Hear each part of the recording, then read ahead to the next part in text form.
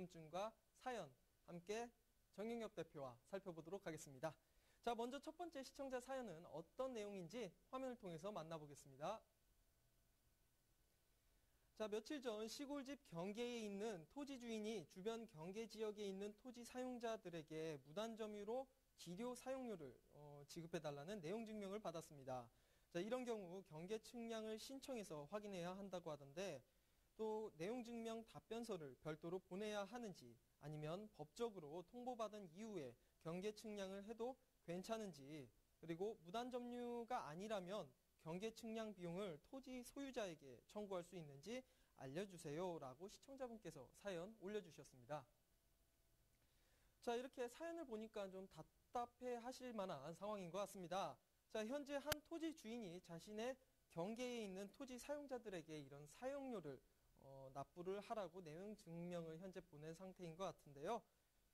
대표님, 이런 경우 어떻게 대처하는 것이 좋을지 좀 간단하게 설명 부탁드릴게요. 네, 지금 무단 점유로 해갖고 지료 사용료를 갖다 청구한 그 내용 증명을 보냈다고 하는데요.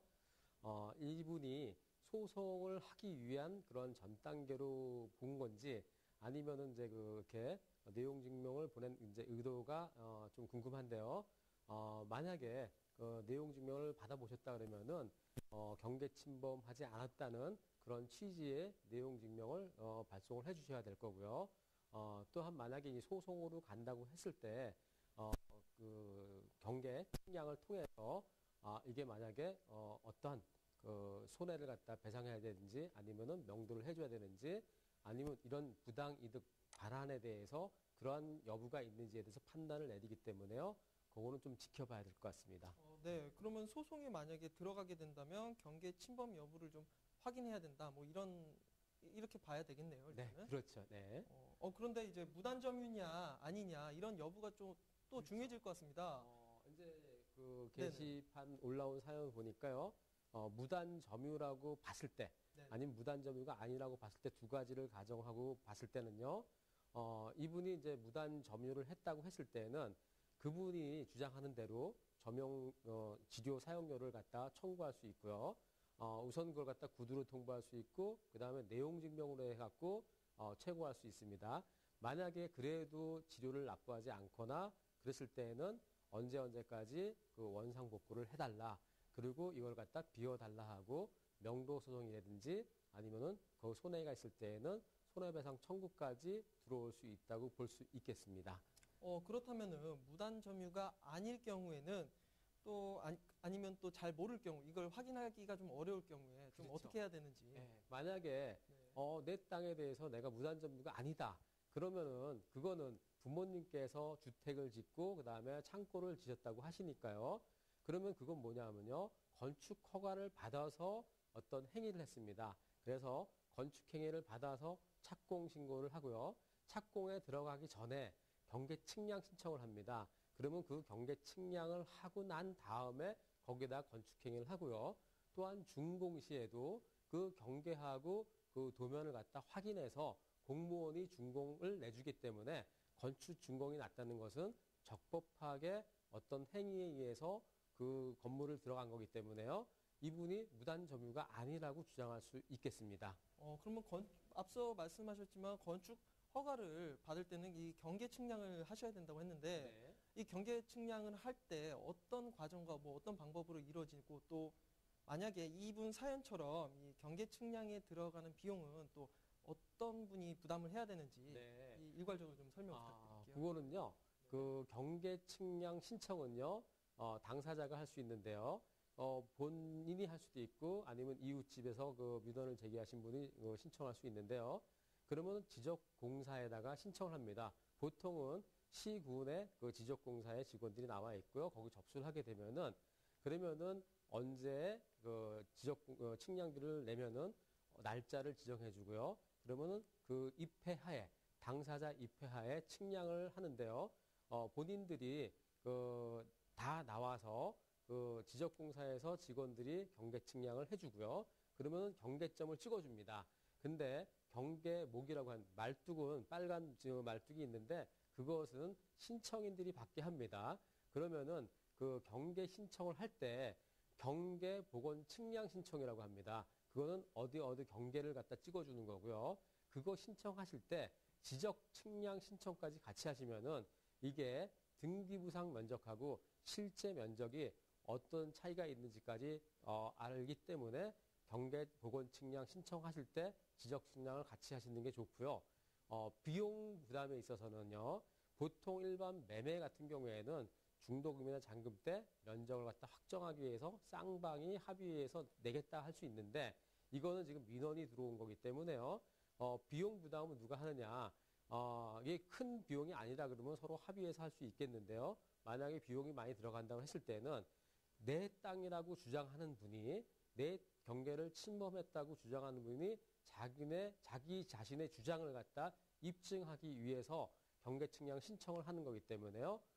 제가 볼 때는 민원을 제기하신 내용 증명을 보내주신 그분이 경계 측량 신청을 해야 된다고 보겠습니다. 이번 사연을 살펴보니까 이런 경우가 굉장히 빈번할 것 같은데 토지 같은 경우에도 뭐 내 땅이다 해서 뭐 선이 그어져 있는 것도 아니고 해서 이런 경우 좀 많을 것 같은데 네. 자 이런 분들 같은 경우에 좀 해결할 수 있는 뭐 방법이나 조언 같은 거 좀 팁 좀 알려주실 수 있을까요? 네. 지금 보시면은요, 이제 지적이 600분의 1, 1200분의 1 같은 경우에는 거의 오차가 별로 없습니다.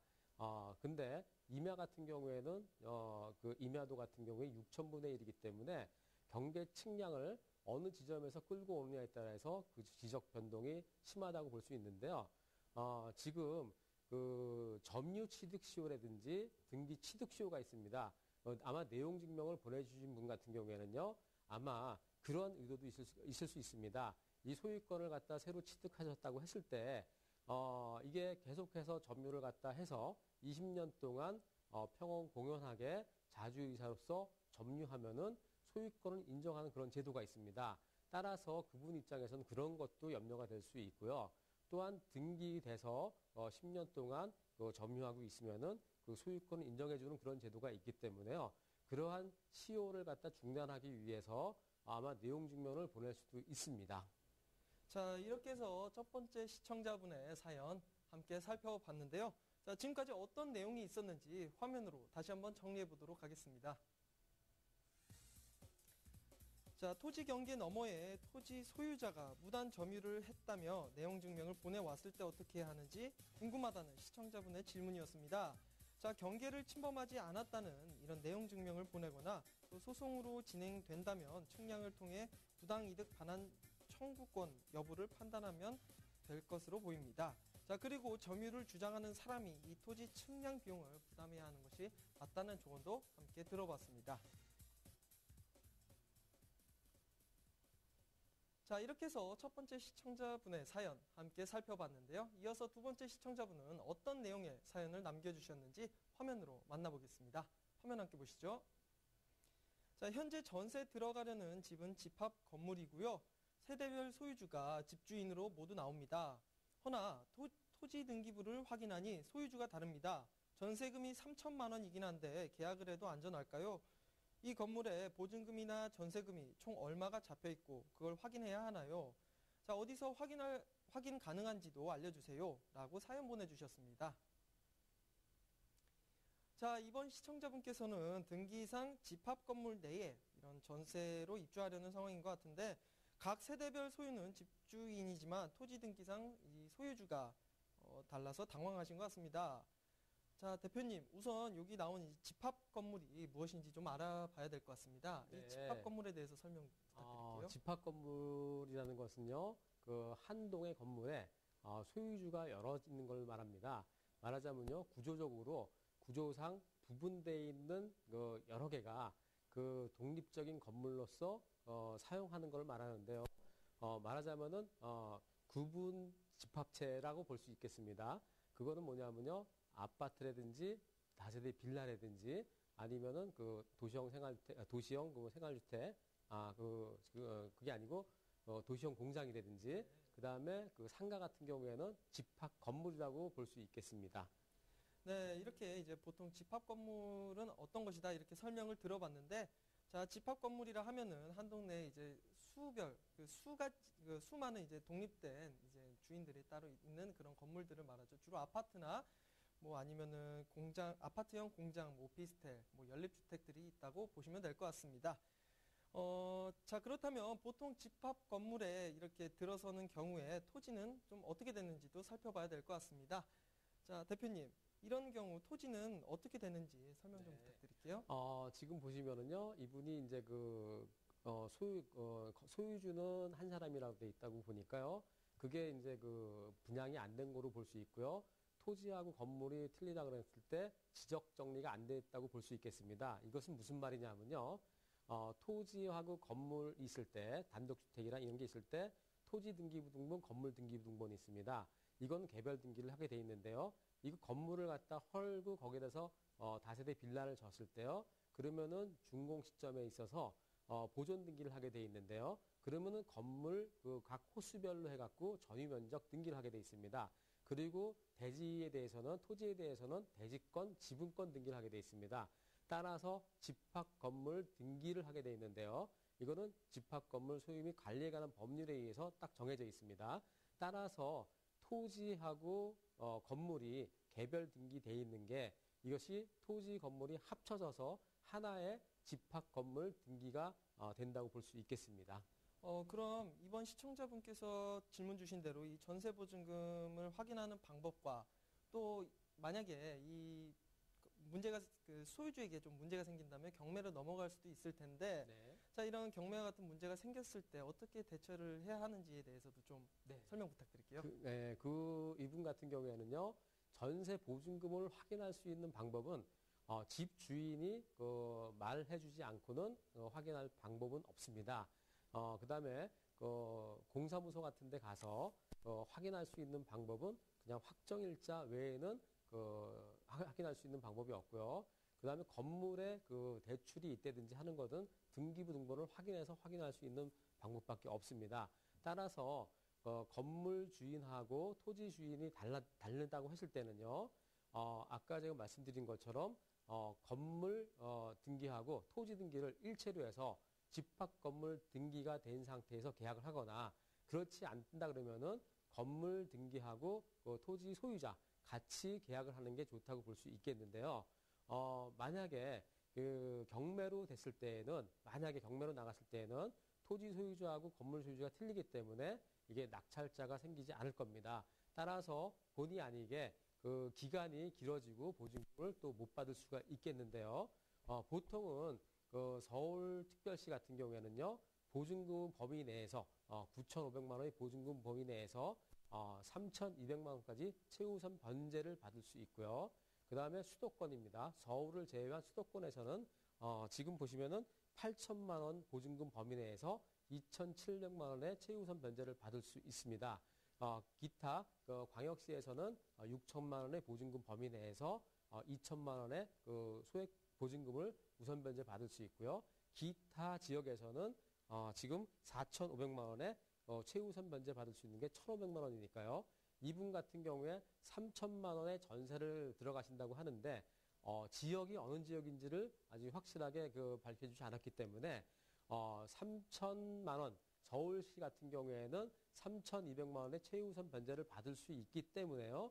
이분 같은 경우에는 지금 잘 본인이 판단하셔갖고 계약을 하셔도 만약에 보증금을 이렇게 날리지 않을 뜯기지 않을 그런 지역이 된다 그러면은 뭐 고려해볼 그럴 필요도 있겠습니다. 네, 자, 계약을 좀 안전하게 하고 싶다 하시면은 토지와 건물 소유주와 함께 계약을 체결하시면 되고요. 자, 또 최우선 변제 금액에 대해서도 설명을 들어봤는데요. 서울의 경우에는 최우선 변제 금액이 자, 보증금 3천만 원 기준으로 해서 3,200만 원 이기 때문에 이 집이 경매에 들어가도 자, 최우선 변제 대상이 될 수 있다는 점, 그리고 이번 시청자분 같은 경우에는 어느 지역이다 말씀을 안 해주셨기 때문에 게시판에 또 추가로 글 올려주시면 성실히 답변해 드리겠습니다. 자, 이렇게 해서 두 번째 시청자분의 사연 함께 살펴봤는데요. 지금까지 어떤 내용이 있었는지 화면으로 다시 한번 정리해 보겠습니다. 네, 보통 집합 건물은 해당 호수별로 대지 지분이 분할되어 있으며 또 전세 보증금은 주민센터의 확정 일자를 통해서 알아볼 수는 있지만 사실상 확인하기는 어려워서 집주인의 구두로만 확인을 할 수 있다는 점 알아봤습니다. 자, 또 계약은 토지와 건물 소유주 모두 함께 하는 것이 안전할 수 있다는 점 조언 들어봤습니다.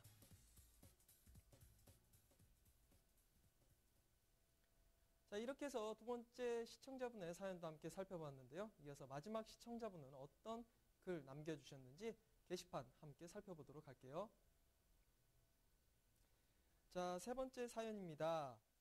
약 20년 전에 시골에 돌아가신 할아버지로부터 물려받은 땅이 있습니다. 시골에 있는 땅이며 이 땅에는 허름한 슬레이트 집이 있었지만 아무도 안 살다가 약 10년 전부터 사람이 살기 시작했고 한 4, 5년 전 태풍으로 집이 무너지면서 이제 면사무소에서 컨테이너 하우스를 지어줬다고 합니다. 1년 전 비워달라고 통보를 했는데 여기 사는 분들이 이제 안 비켜준다고 이제 이사비 비켜주지 않는다고 하면서 이사비를 200만 원을 요구하고 또 면사무소는 법적 대응을 하라는 식으로 지금 현재 나오고 있는데 이 부분은 어떻게 처리해야 하나요? 라고 사연 남겨주셨습니다. 자, 이번 시청자분께서도 고민이 많은 사연인데요.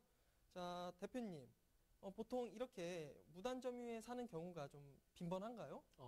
지금 무단점유로 이제 이분이 살고 계시는데요. 네.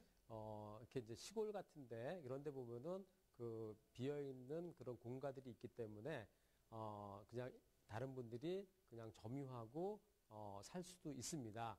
지금 이분 같은 경우에도 10년 전에 그 스레트 그 건물에 그 점유하고 살다가 4, 5년 전에 그 이제 그 태풍으로 인해서 그게 이제 그 누수가 되고 손실이 돼서 그 지금 군에서 지금 이제 이걸 갖다 컨테이너 하우스로 설치를 해줬다고 하는데요. 중요한 거는 재해로 인해서 어떤 이제 행정기관에서 보상 차원에서 그걸 갖다 컨테이너 하우스를 설치해 줄 수 있는데요. 중요한 거는 집 주인의 동의가 있어야 됩니다. 이거는 무슨 말이냐 하면요.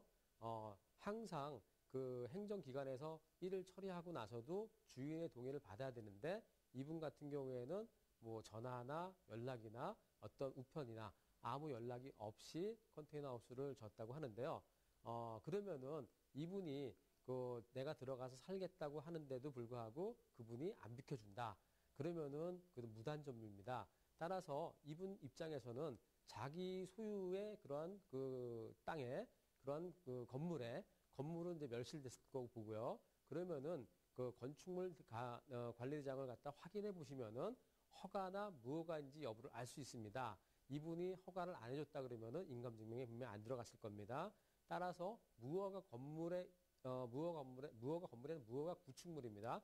무허가 구축물이기 때문에 관할 행정기관에다가 통보를 하셔갖고요. 무허가 구축물로서 이걸 갖다 철거를 요청하면은요. 그러면은 그 행정관청에서 그것이 정말 무허가 건물인지를 판단해갖고 철거 반원이 나와서 그 물건을 그 구축물을 철거하면 되겠는데요. 만약에 이분이 그 행정기관에서도 당사자끼리 알아서 하라 그랬을 때에는 중요한 거는 이게 그 돈이 문제가 아니라 그 무단 점유하고 살고 있으면서 거기에 대한 그 소유주가 진정한 소유주가 이것을 나가시다고 했을 때 그걸 갖다 나가주는 게 맞는데 배째라는 식으로 돈을 요구하고 그런다 그러면은 이분도 어쩔 수 없이 우선 통보도 했고 그 다음에 내용 증명 보내시고요. 그래도 안 된다 그러면은 명도 소송을 통해서 강제 집행하는 방법밖에 없습니다. 그러기 이전에 두 분이 잘 합의하셔갖고 원만하게 해결하는 게 좋을 듯 싶습니다. 네, 건축물 대장을 열람해서 이제 그 무허가 건축물인지 아닌지 이 허가 여부를 좀 따져보실 필요가 있을 것 같고요. 자, 또 두 분이서 알아서 면사무소에서 조율을 하라 이런 식의 입장이라면은 자, 명도 소송을 통해서 강제 집행을 하는 방법도 고려해야 할 것 같습니다.